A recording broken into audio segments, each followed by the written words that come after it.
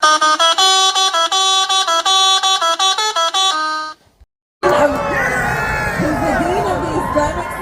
of America and resident scholar of the East Plano Islamic Center in Plano. Bismillah. Assalamu alaikum. At what point does the mass intentional killing of innocent civilians constitute a genocide? The most powerful nation in that region, one of the most powerful militaries of the world, is bombing one of the most defenseless communities on the face of the earth. And yet still, we are not allowed to call it a genocide. Our own Foreign Secretary, Anthony Blinken, said this is not a genocide. South Africa,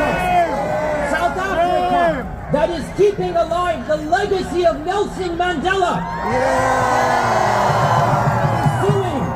Israel in the International Court of Justice, the highest court in the world, and they are charging the country with genocide.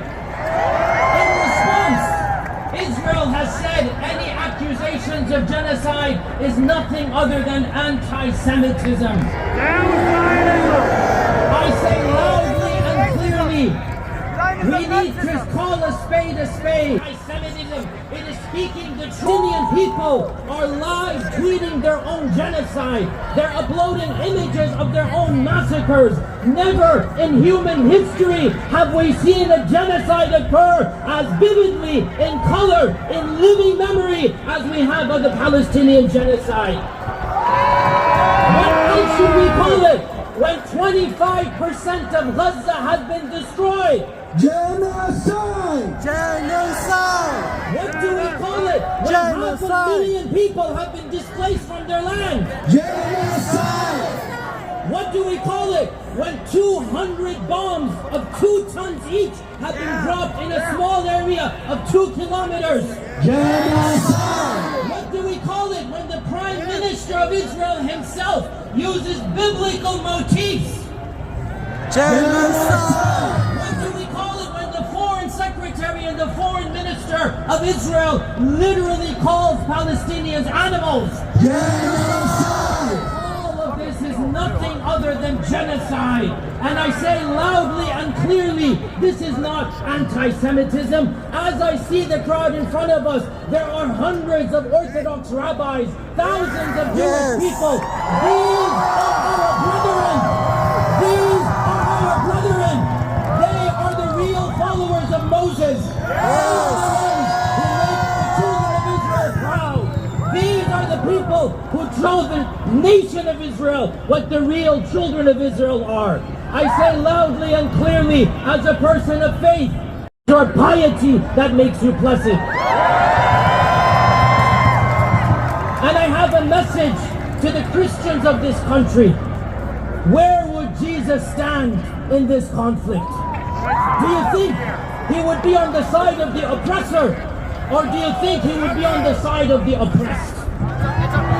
I urge every Christian of this country to listen to the beautiful sermon given in Bethlehem 2 weeks ago on Christmas by the pastor of Bethlehem, called Christ Under the Rubble. Listen to that sermon from one Christian to the others of this country and see for yourselves where Jesus would have stood.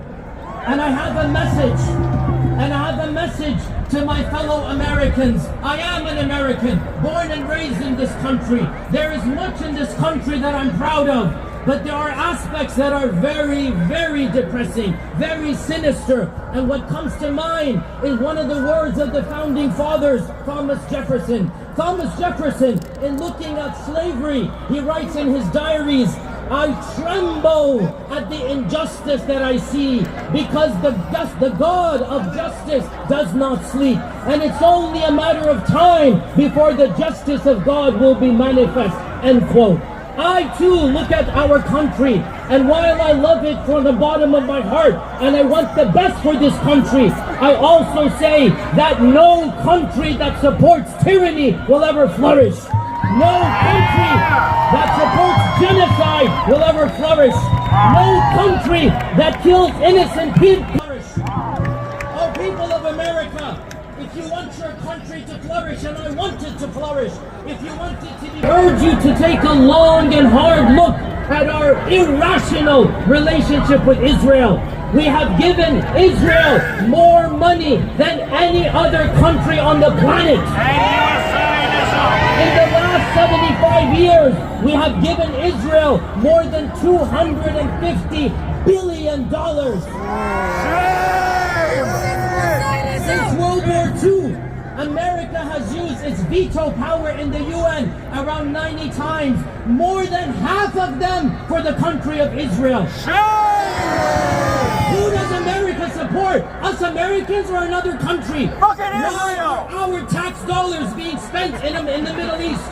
We need to take our tax dollars and spend them here. We do not need to get involved in another military conflict. And instead of helping the defenseless people of Palestine, instead of asking for a ceasefire, our president unilaterally bypassed Congress and bombed one of the most disenfranchised, disempowered countries, that is Yemen.